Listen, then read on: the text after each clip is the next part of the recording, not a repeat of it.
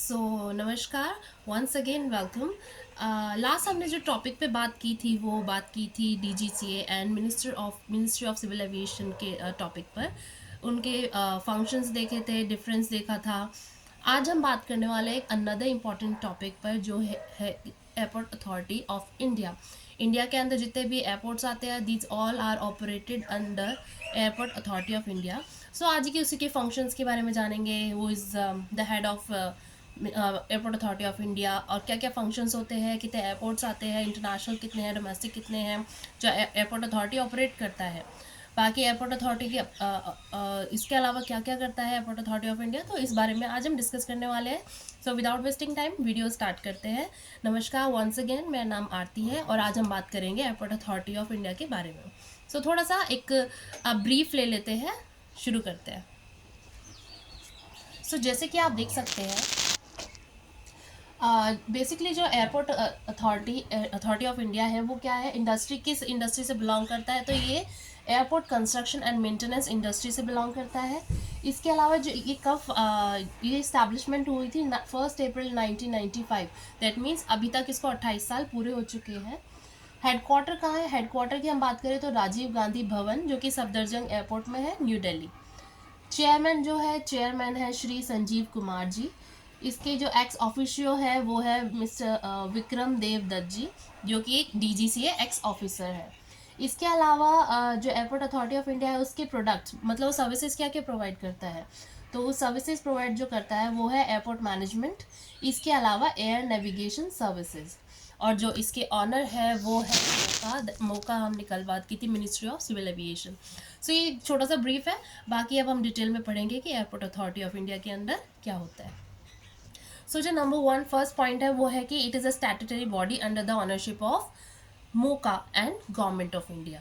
Obviously MoCA is a government of India, एक centralised body है जो कि which comes under government of India, and government of India की भी हम बात करें तो वो मिनिस्ट्री ऑफ सिविल एविएशन के अंडर आती है। इसके अलावा इसकी रिस्पॉन्सिबिलिटी क्या है, जैसे कि अभी हमने बात की airport construction and maintenance industry से बिलोंग करती है, तो इसी से इसकी रिस्पॉन्सिबिलिटीज़ पता चलती है कि ये it helps in creating, upgrading, maintaining and managing of civil aviation in India. India के जो सिविल एविएशन डिपार्टमेंट है उसके अंदर ये क्रिएट करती है, मैनेज करती है, मेंटेन करती है एंड अपग्रेड करती है चीज़ों को। इसके अलावा जो है it provide CNS means communication navigation surveillance, ये प्रोवाइड करती है CNS, कम्युनिकेशन नेविगेशन सर्विलेंस। और दूसरा जो ये प्रोवाइड करती है वो प्रोवाइड करती है ATM, that means air traffic management.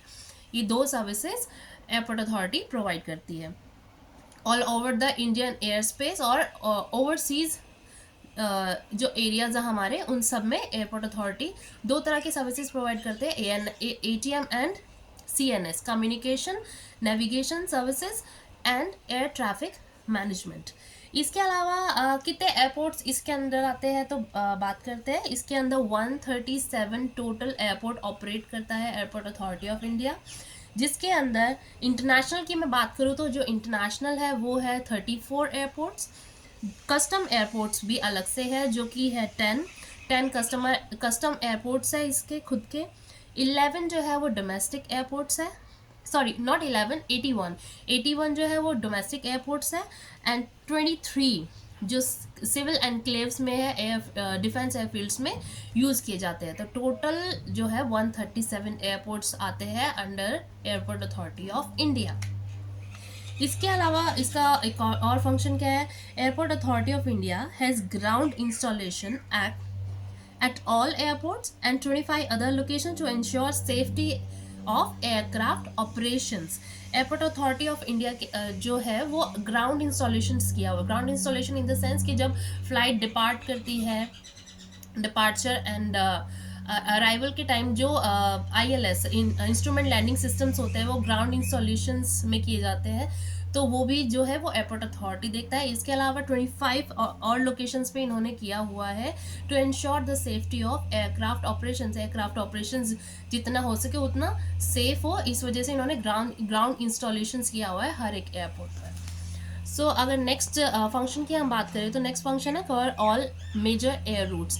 जितने भी मेजर एयर रूट्स है that are all covered by Airport authority of India, जिसमें कि 29 रेडार इंस्टॉलेशंस किए हुए हैं एट 11 लोकेशंस, जो कि जो रेडार लोकेशंस है वो दो तरह की है, VOR एंड DVOR इंस्टॉलेशंस किया हुआ है।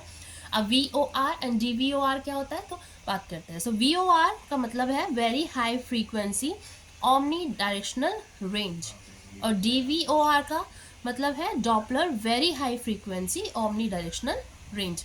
सो एक वीडियो हम इस पर बनाएंगे, जितने भी शॉर्ट एब्रिविएशंस यूज़ किए जाते हैं उनके फुल फॉर्म क्या है और किसका क्या फंक्शन है, एक वीडियो इस पे भी मिलेगी आपको। अगर आप मेरे चैनल पर फर्स्ट टाइम आया तो it's your most welcome, and please मेरे चैनल को सब्सक्राइब कीजिए। अगर आपको मेरे टॉपिक्स अच्छे लगते हैं तो मेरी वीडियोस को प्लीज़ लाइक कीजिए और जितना हो सके उतना स्प्रेड कीजिए ताकि लोगों को नॉलेज मिल पाए। अब हम नंबर 7 फंक्शन पे आ जाते हैं। इसके 52 runways are provided with ILS। जैसे कि अभी मैं बात कर रही थी instrument landing system, ILS instrument landing system है जो कि 52 रनवेज पे इंस्टॉलेशन किया हुआ है विद नाइट लैंडिंग फैसिलिटी, जिसमें कि नाइट लैंडिंग फैसिलिटीज़ भी अवेलेबल है at most of the airport. और किसी किसी एयरपोर्ट पर, जैसे कि 15 एयरपोर्ट पर इन्होंने ऑटो मैसेज स्विचिंग सिस्टम भी इंस्टॉल किया हुआ है। तो इसके बारे में भी आगे आने वाली वीडियोस में आपको पता चलेगा। अब इसके ऑर्गेनाइजेशनल स्ट्रक्चर के बारे में बात करते हैं। Airport authority of India consist of a chairman, इसके अंदर एक चेयरमैन होता है with and 5 whole time member are appointed by the central government of India. And वो is the central government of India, that is MOCA, ministry of civil aviation. DGC is an ex officio member है airport authority of India के board का। इसके अलावा airport authority of India board also consist, अच्छा ये तो full time थे, chairman plus 5 whole time members. इसके अलावा पार्ट टाइम मेंबर्स भी है। पार्ट टाइम मेंबर्स की अगर मैं बात करूँ तो वो रीजनल वाइज डिवाइड किए हुए हैं। अब वो कैसे देखते हैं। 5 मेंबर्स है इसमें भी।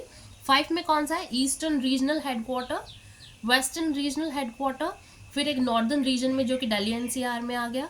इसके अलावा southern region headquarter and then north eastern regional headquarter.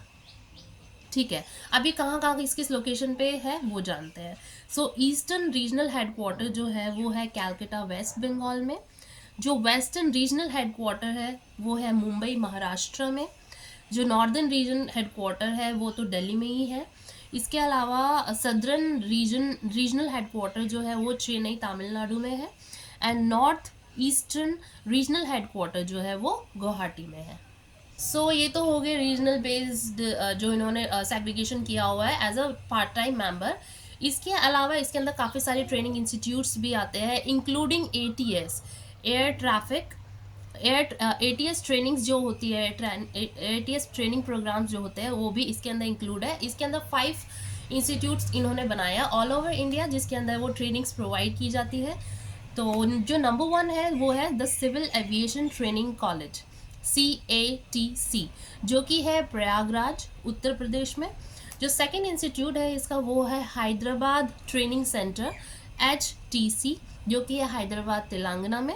इसके अलावा नंबर 3 जो है वो national institute of aviation training and management, that is NIATAM, जो कि है गोंदिया महाराष्ट्र में।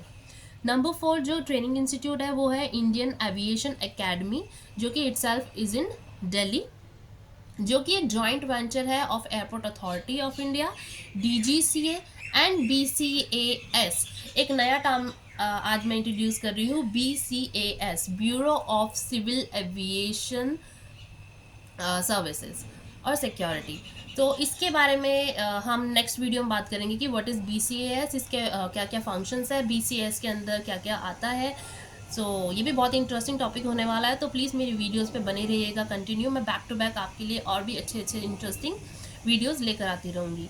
और जो इसका लास्ट ट्रेनिंग सेंटर है वो है फायर ट्रेनिंग सेंटर, FTC, जो कि है दिल्ली एंड कैलकाटा। अच्छा, फायर ट्रेनिंग सेंटर से याद आया, इसके ना फायर ट्रेनिंग सेंटर्स है जिसके ये भी एक अलग से ही एक अपना बहुत बड़ा टॉपिक है, तो इसके बारे में भी हम डिस्कस करेंगे आने वाली वीडियोस में। बिल्कुल मेरे वीडियोस पे बने रहिएगा।